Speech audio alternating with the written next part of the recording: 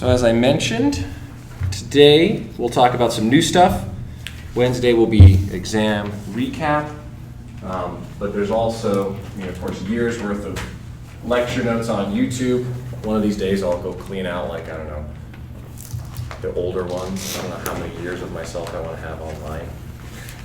Seeing the fluctuations in my lecturing abilities.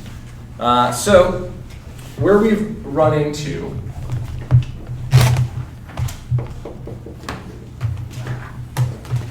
with phase equilibrium is that the partial fugacity of species I in one phase is equal to the partial fugacity of species I in the phase that it's in chemical equilibrium with. So this is in addition to the temperatures being equal and the pressures being equal, right? So this is the final criteria. These two are pretty straightforward because we generally control this in the laboratory. So our objective is to calculate when the partial fugacities are equal. So if we have, let's say, a water ethanol mixture, I'll just write this as W, E. What we need to solve, given a particular temperature and pressure, we would like to know what is the composition, so the mole fraction of water in the liquid phase, the mole fraction of ethanol in the liquid phase, the mole fraction of water in the vapor phase, and the mole fraction of water, mole fraction of ethanol in the vapor phase. To accomplish that, we will be having expressions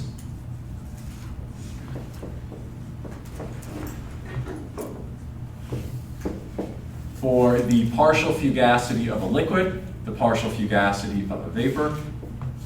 And what that does is it sets up a system of equations that we must solve.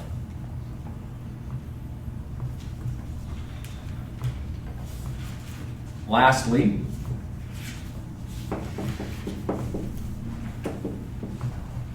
we'll find out that these expressions here only give us the composition of each of those two phases. So I'm going to introduce one more nomenclature here.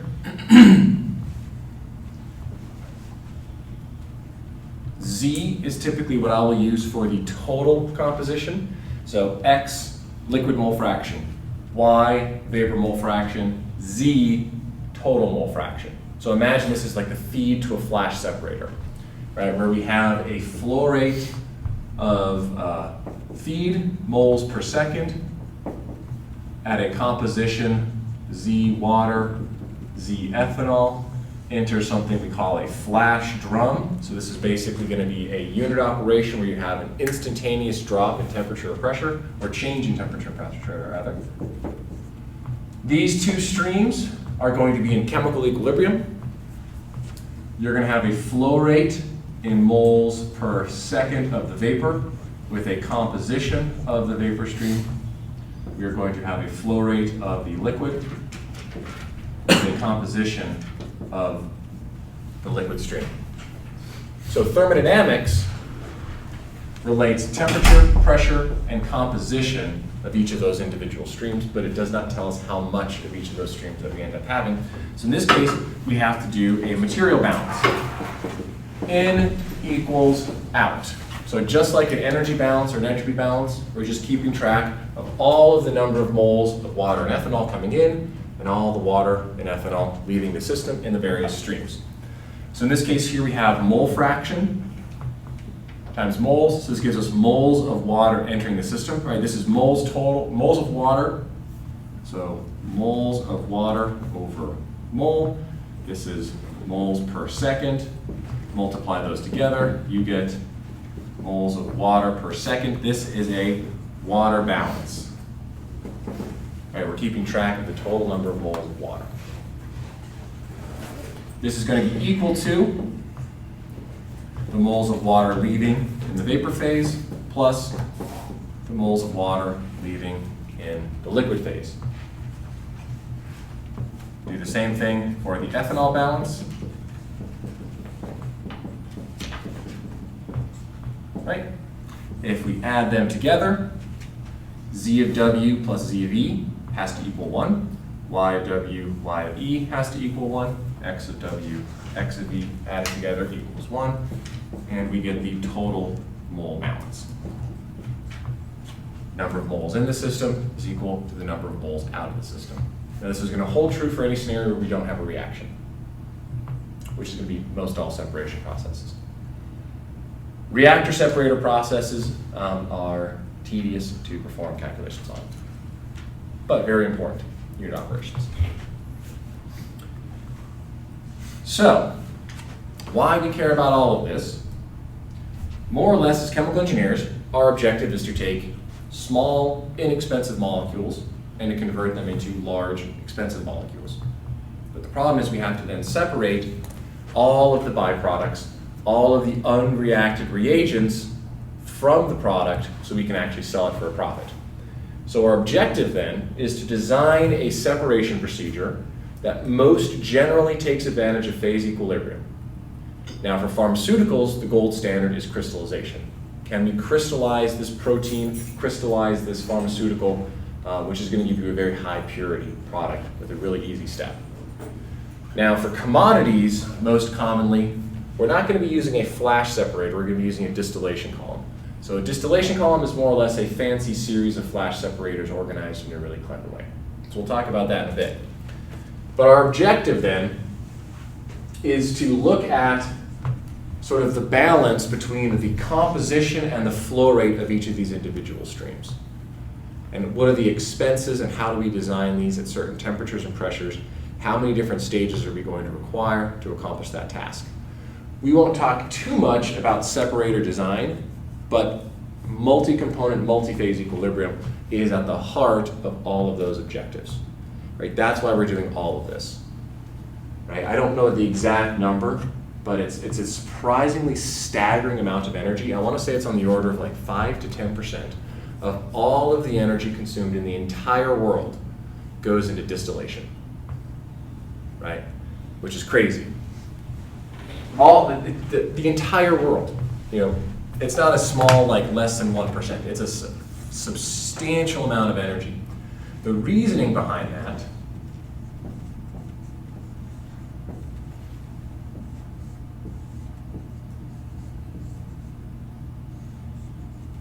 is because in a distillation column, we have a feed. Now we could call this a vapor stream, but typically we call it the distillate stream, and this is the bottom stream. We have a cylinder, big tall cylinder, where at the top of it, we are cooling it, and at the bottom, we are heating it. Now the purpose behind that is that we always send vapor back up the column, and we always send liquid back down the column. Now the purpose behind this is that at every single stage, we have to have both liquid and vapor present, otherwise we can't have a separation going on. So distillation is an extremely expensive process because you are heating and cooling to relatively large extremes. So in the case of a refinery, your atmospheric column, this is probably going to be on the order of maybe, I don't know, let's see, 400 C, and this is maybe going to be on the order of 100 C.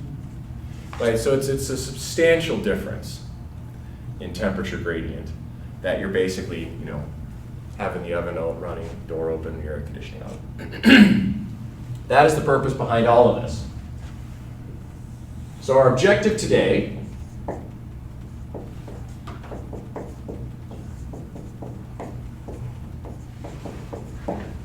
is to come up with our expressions for how we are going to accomplish calculating the partial fugacity in the two phases that we're most interested in, liquid and vapor. Now, if this was a material science or a metallurgy class, we would be focusing on liquid-solid phase behavior or maybe solid-vapor phase behavior for vapor deposition processes.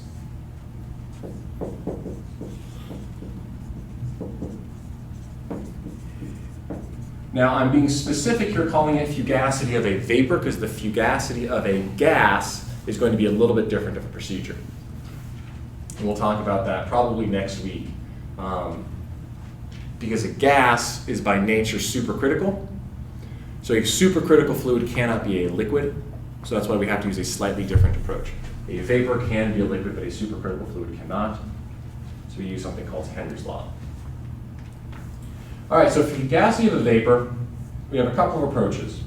The simplest one is we're going to use something called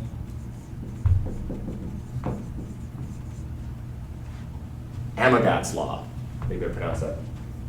I don't know what the origin of that is, so I actually have no idea how to pronounce it. In this case, all we are saying is that we will treat the volume of the mixture as equal to the summation of all of the individual volumes of all of the individual constituents. So essentially all we are saying is that this is an ideal volume change upon mixing for gases, which for low and moderate pressures is probably going to be totally appropriate.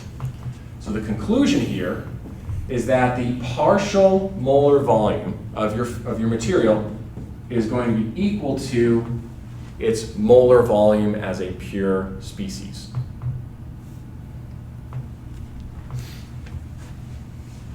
So if we look at our definition of partial fugacity,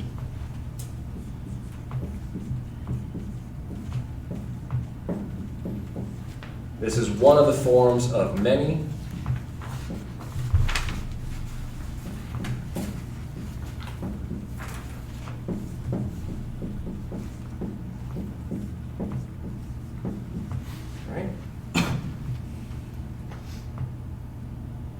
So if we substitute in our approximation into our definition of fugacity, this term here goes to 0.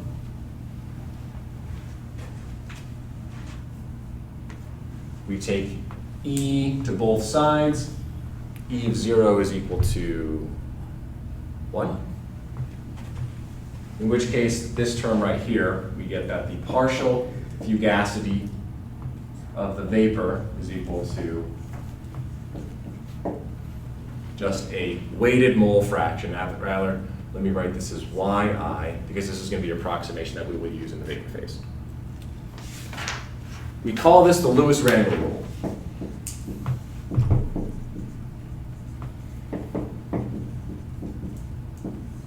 And this is going to be more or less our go-to starting approximation for low pressure vapor liquid equilibrium, low to moderate pressure vapor liquid equilibrium.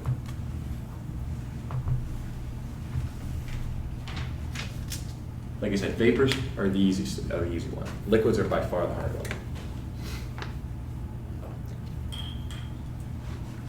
Now, if the Lewis-Randall rule is not appropriate, we have one other option.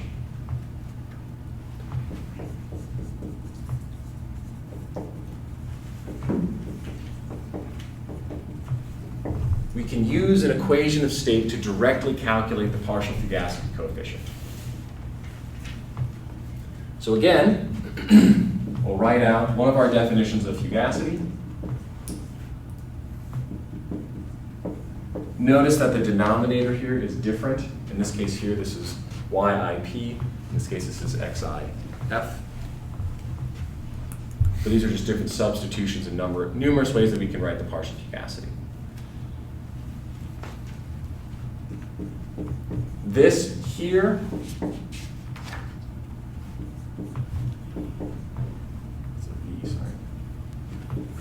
this is the definition of the partial fugacity coefficient. Partial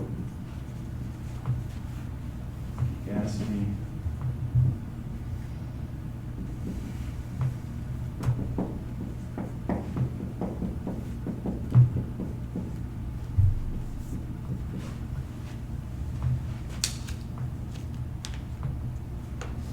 Now, the partial fugacity coefficient is convenient because if it is near 1, that means it's an ideal gas mixture. If it's far away from 1, then you have significant deviations from ideal behavior. So if I'm tabulating a correlation, I'm going to tabulate the fugacity coefficient. I'm not going to tabulate fugacity or partial fugacity, because this tells us at what conditions do I deviate from ideal behavior. So as pressure goes to 0, we should expect that the partial fugacity coefficient should go to the mole fraction scale by pressure or the partial pressure. This is all familiar terminology to most people, right? For those of you who have a chemical engineering background, probably. So we can write this from an equation of state.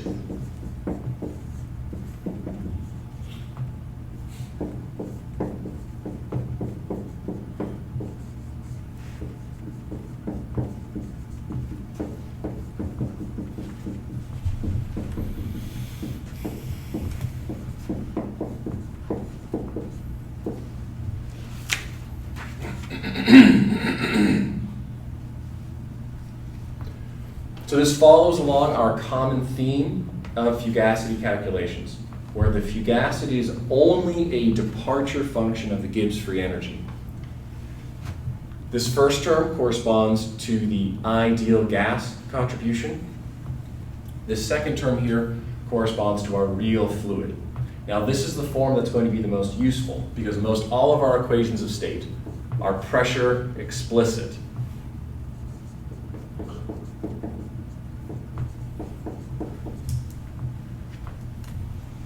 So what we want to be able to do is substitute an expression here, and then we will need to differentiate this expression with respect to the number of moles of species I, substitute it back into this expression here, and integrate it with respect to volume. Now it's easier to define fugacity going from 0 pressure to a finite pressure, and then integrating it with pressure as the independent variable. But the problem is we do not have any volume explicit equations of state. I don't exactly know why, but this seems to be the way that's most convenient. So this is the form that we would use for the partial fugacity coefficient. Now, the problem is we need to investigate how every single one of these functions here is going to vary with respect to the number of moles of species I. So most specifically, actually no, that's not, this is TV, sorry, not TP. I'm so used to writing that. So in this case, R is not going to be a function of n. T is not going to be a function of n.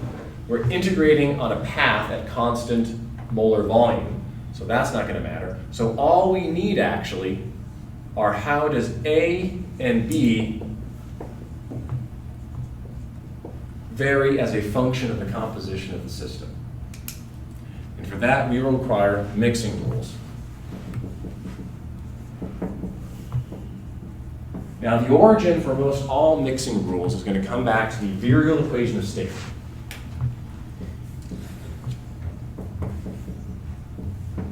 So the virial equation of state, it's most conveniently written here as a function of the compressibility factor. So in this case here, we're going to be treating this as the compressibility factor of the overall mixture.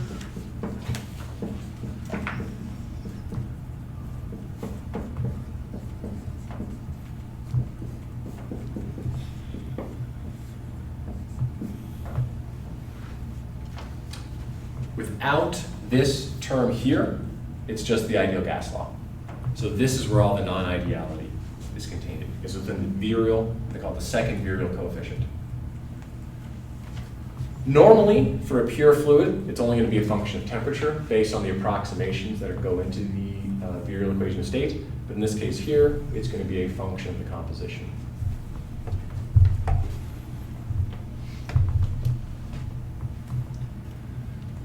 So the derivation for this has its heart in statistical mechanics. The assumption here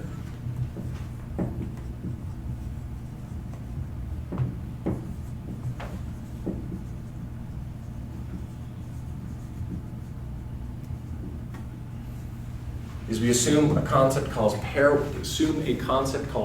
pairwise additivity. Who here has heard that term before? Anyone? Who here has heard of molecular simulations? Molecular simulations could not exist were it not for this assumption. And this is one of the dirty little secrets that no one talks about. All of our computational methods rely on this assumption right here. So I'm going to go over it really quickly just so everyone's clear what this means. So if I have a box filled with molecules of type A, of type B, I want to know what is the internal energy of my system. Now, between every single set of molecules, I can come up with a potential energy function. So this tells us what is the energy between those two interactions as a function of the separation distance. Now, one approximation is to assume that there's no attraction whatsoever, but that those two particles can't overlap, in which case we get something called the hard sphere potential. Meaning that there's zero potential energy of the molecules until they touch each other, and then they infinitely repel. So what that basically means is that molecules cannot overlap. A step up from that is we say that there is a region where they are attractive. So the molecules don't care about one another until they get close, they fall into this bucket, and that's a lower potential energy. This is saying that molecules want to be near one another. Hard sphere potential, you can never form a liquid with a hard sphere potential. It's effectively like a supercritical fluid always. It'll never condense. You can change the density, right? And even though the molecules don't interact, the fact that they can't overlap will actually induce the molecules to organize in a particular way once the fluid density gets high enough. A square well potential is the simplest potential that we can use to actually predict that liquids exist. The reason why we like these nice jagged shapes is because if we were to integrate this function, we can break it apart piecewise into simple steps. Now, the one that's most commonly used in simulations is something called a Lennard-Jones potential.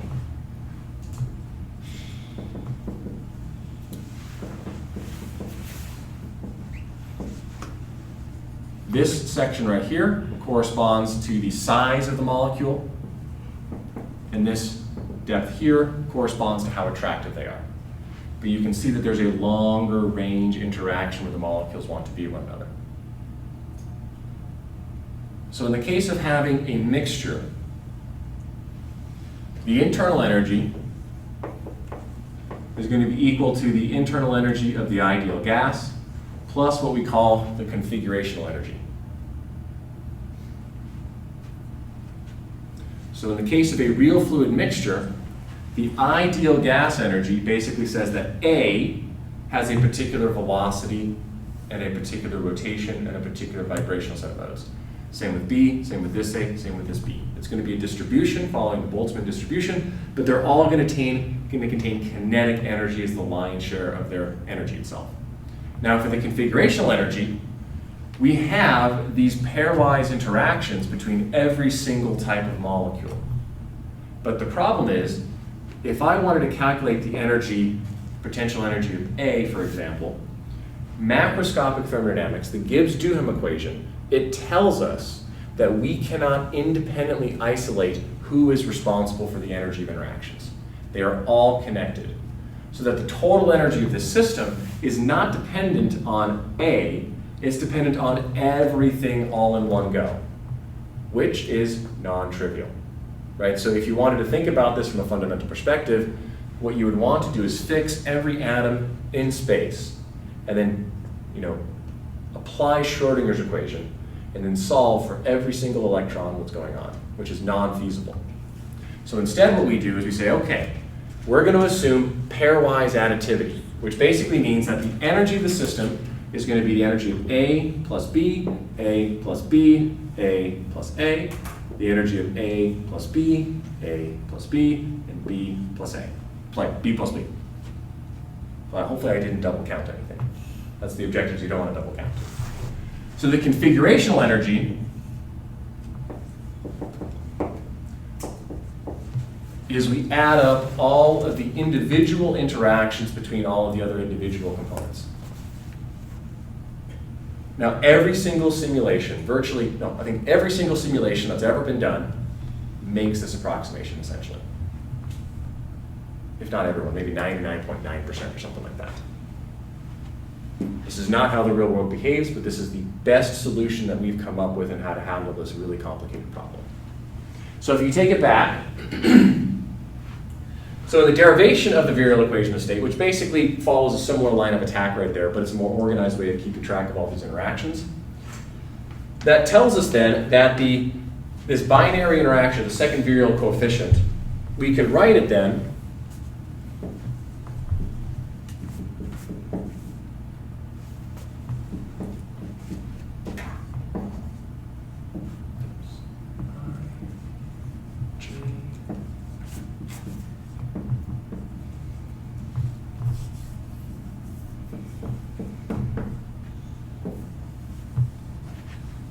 sorry, one more step, I think, here. B, I, J, T.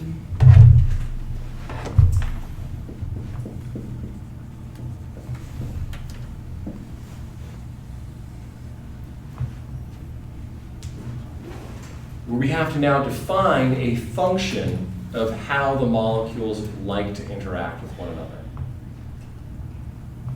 Again, I like to always emphasize this is the system we're learning here. So this is the best approach. So it's a semi-empirical approach to fitting multi-component, multi-phase equilibrium.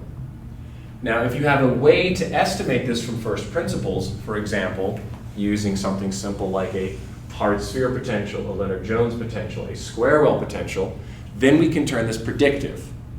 But from a classical thermodynamic perspective, this here is just a sort of tunable fudge parameter. The whole purpose of statistical mechanics was to unify the concept of an atom with the already established classical thermodynamics. So if we were to substitute the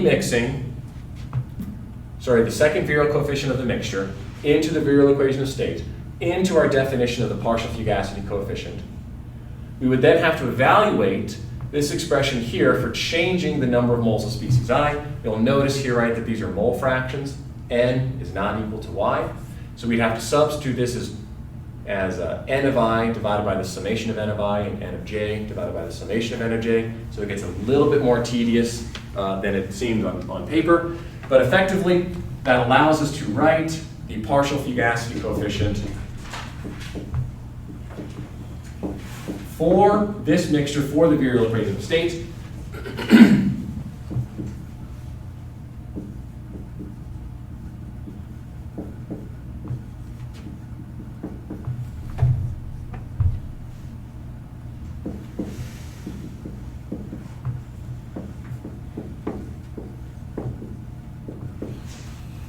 And this is how we would estimate the partial fugacity coefficient of a mixture for species I.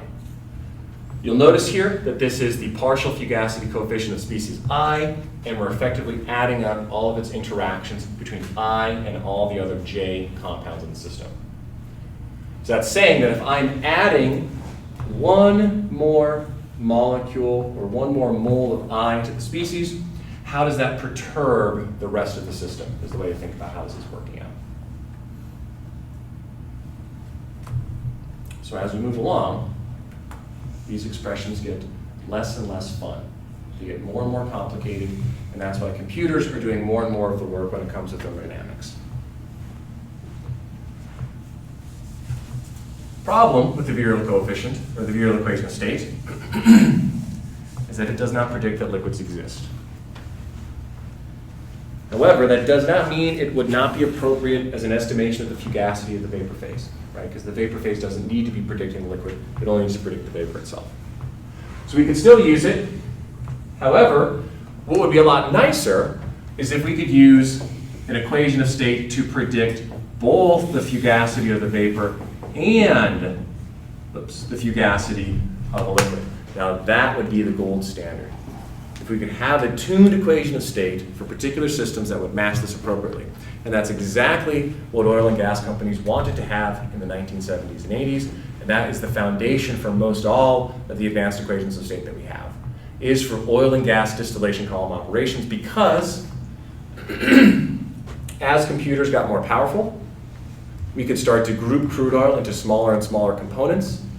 But instead of having to do a million number of experiments, if we had a single equation of state that was roughly optimized to give us the best overall approximations of the fugacity coefficients, then we could design our distillation columns inside of the computer with accurate representations of how much of each of the distillation cuts we would expect to get out. So that's a very powerful tool. So this is why all of this came into being. So if we look at the van der Waals equation of state, again, this is not an accurate equation of state, but for illustrative purposes, this is our solution here for the partial fugacity coefficient for basically the simplest equation of state we can come up with. If I were to do this for Peng-Robinson or SRK, I would be writing from here basically to about there for the expressions. But once you code it up once in the computer, you're done. It's no big deal. But for illustrative purposes, I always go back to the van der Waals equation of state because it has all of the key features that we need, and it's nice and fun to write. Okay, so in the van der Waals equation of state, same exact situation. We need to evaluate the partial derivative here at a constant temperature, volume, but varying one of the components in the system. So V is constant, R and T are constant. So again, we only have to consider how is the coefficients of the van der Waals equation of state changing as I change the composition. Of these two, B and A, what does B represent again?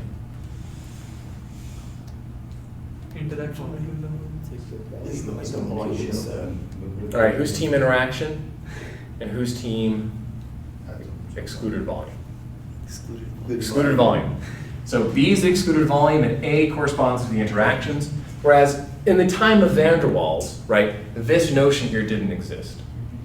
Right, the van der Waals equation of state was derived, I believe, in the 1870s, prior to the beginnings of atomic theory.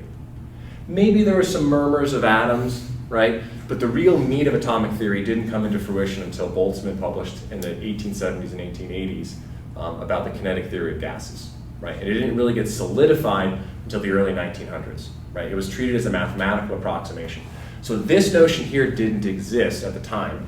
So this is more of a conceptual interaction term, right? How much a fluid likes or doesn't like itself. Which of these two do we think is going to be the easier ones to approximate for the mixture properties? B, right? Because it's really just an average of how big the molecules are, right? So B is relatively straightforward. So in this case,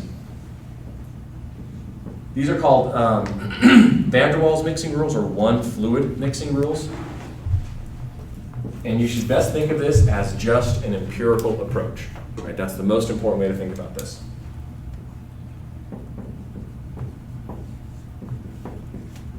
Right? So the excluded volume of the mixture is just a weighted average of the excluded volumes of each of the individual components. That one's pretty straightforward. Now for the interactions, we're very, very lazy. The most common, and there's other mixing rules, right? There's an entire discipline of thermodynamics that focuses on more accurate and appropriate mixing rules. But the lion's share of them are just going to borrow exactly from the conclusion of the virial equation of state, where we do a double summation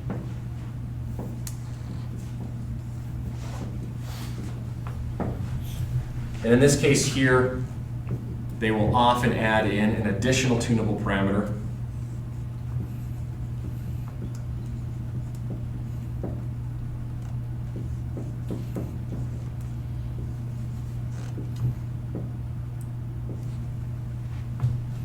Oh, sorry, and this is equal to, it's symmetric.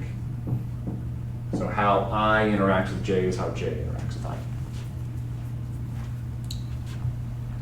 And this is where things start to break down a little bit. So in essence, we're borrowing the formulation of the interaction terms from the virial equation of state, assuming pairwise additivity with a few approximations, but that's the lion's share of the assumptions, sort of physically. AII and AJJ, those are just the pure species properties. And what we're doing then is we're introducing a tunable parameter which, let's see what they call it, binary interaction parameters, what they call it.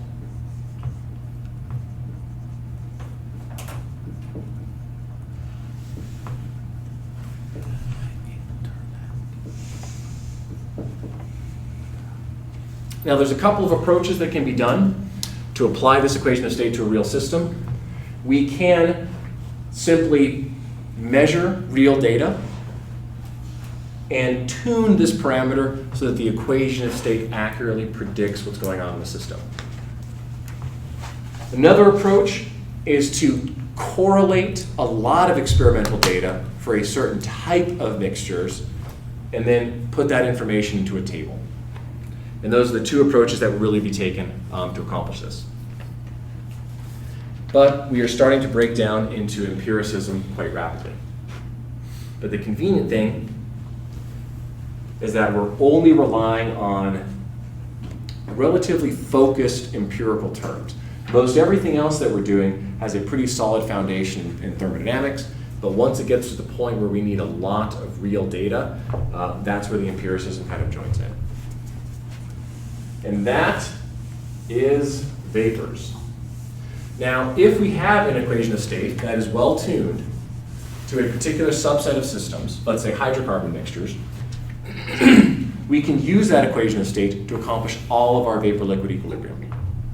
It's exactly like what you'll be doing on homework 3, the second problem, but in this case, your expression would be much, much longer, and your system of equations would not be just that your fugacity of the liquid is equal to the fugacity of the vapor, right? You would have a system of those expressions where the partial fugacity of species A in the liquid is equal to the partial fugacity of species A in the vapor. The partial fugacity of species B in the liquid is equal to the partial fugacities of B in the vapor. So in this case, homework 3.2, you are looking for just this expression. Right, just the straight up fugacity from the equation of state of the liquid is equal straight up to the fugacity of the vapor. How you're accomplishing that is you are fixing your temperature and you are guessing your pressure such that those work out. Now the purpose behind that is because your expression for fugacity is written as a function of the pressure. This is the tools that we have available. Now what's going to happen then for a multi-component system, so a vapor-liquid equilibrium with 2 plus components, we have to solve new expressions. Let's write it this way. A vapor proportion of gas. B liquid proportion of gas. Vapor proportion of gas. C liquid proportion of gas. C vapor.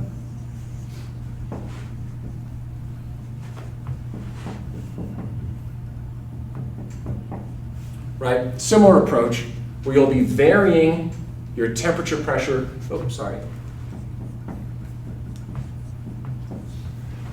potentially your temperature, pressure, composition, right? It all depends on what you're trying to solve for, right? You could set the system up so you don't know the temperature, you could set the system up so you don't know the pressure, you could set the system up so you don't know the composition, right? You could say, for example, let's say I have some sort of a environmental restriction where I cannot have a certain quantity of volatile chemical X released in some stream, in which case you would want to solve your vapor-liquid equilibrium for that system constraint by varying maybe, let's say, your temperature and pressure of your separator, and you would design it that way.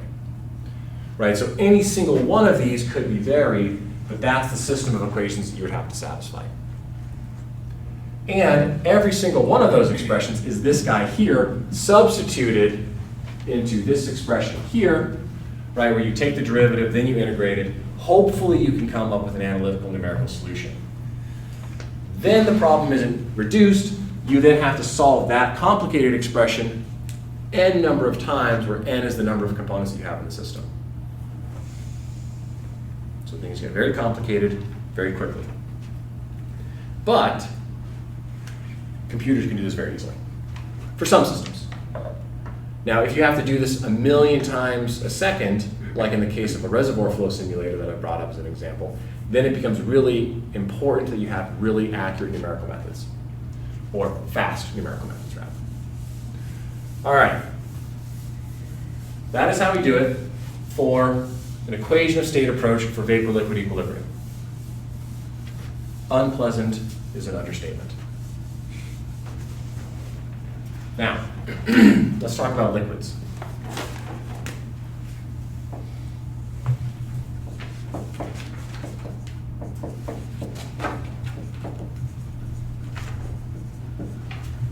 Liquids, we have far less guidance for most of them. So this works well for simple mixtures. Now what we mean by simple, so equations of state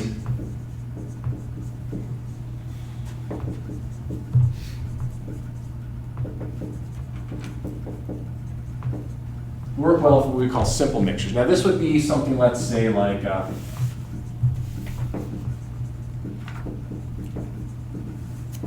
monatomic fluids. Let's say cryogenic systems, liquid oxygen, liquid nitrogen, liquid argon, liquid helium.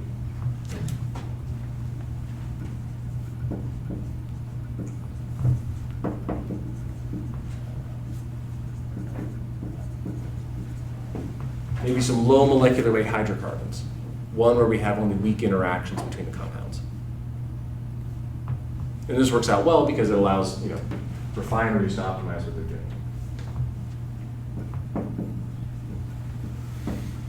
And when things get tricky,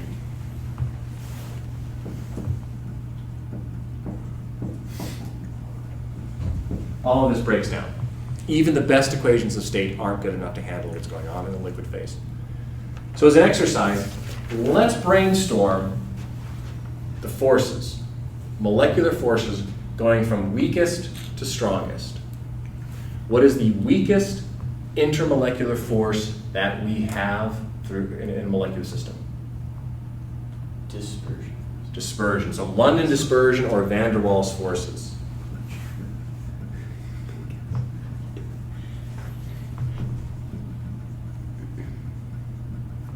This is what is modeled here. This models the London dispersion forces, the van der Waals forces. Can someone tell me a physical description of what is the origin of the van der Waals force? Someone go out there. Like what? Yeah, is the cause why of does it it? happen? Like sometimes your electron hangs out more on one side of the molecule than the other, and so it creates some like a slight partial charge, and then that can induce one on the next molecule, and kind of like Exactly. all the way down the chain. So that's exactly a correct description. So if we have, let's say, a normal alkane like this, it's not going to have any significant permanent dipoles, right? So the electrons are going to be more or less distributed relatively evenly across the system. But there's always statistical fluctuations. So what that means is that an electron might pop from here over to there, and might pop back a little bit, or even just a little less movement than that.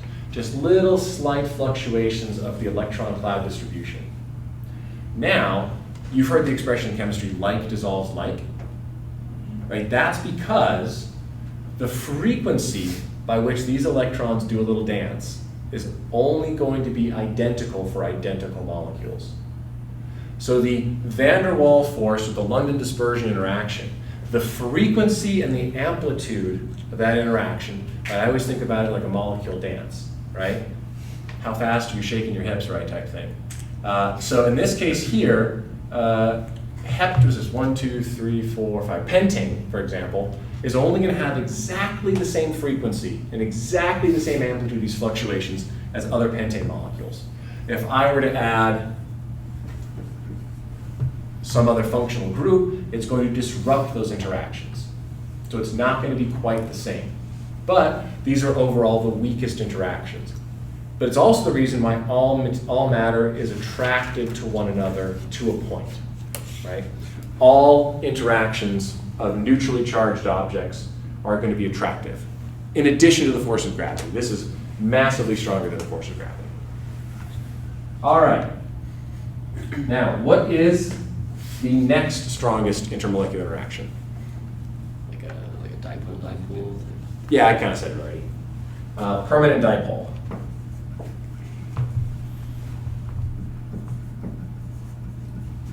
Now this, of course, here is an example of a permanent dipole, where this one is going to be a little bit electronegative, which is going to cause this to be a little bit electropositive. That's going to induce Coulombic forces.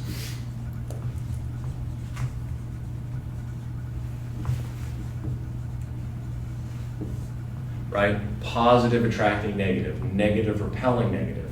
That's going to be a much stronger interaction than here. So in the case of modeling a mixture of systems, we have this curve right here called the Lennard-Jones potential, which is typically used to model van der Waals interactions. We are also going to have potentially Coulombic repulsion or Coulombic attraction.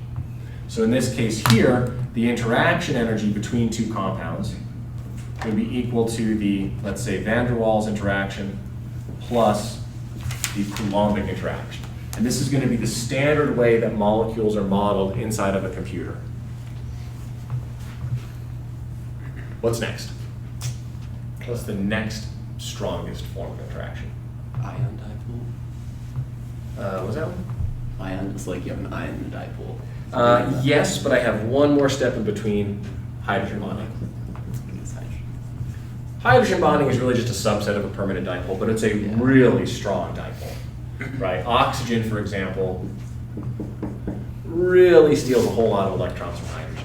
So it's just a special subset case of the permanent dipole. And then the last one, I'll just say the ionic interactions. And this is going to be, or charged, rather.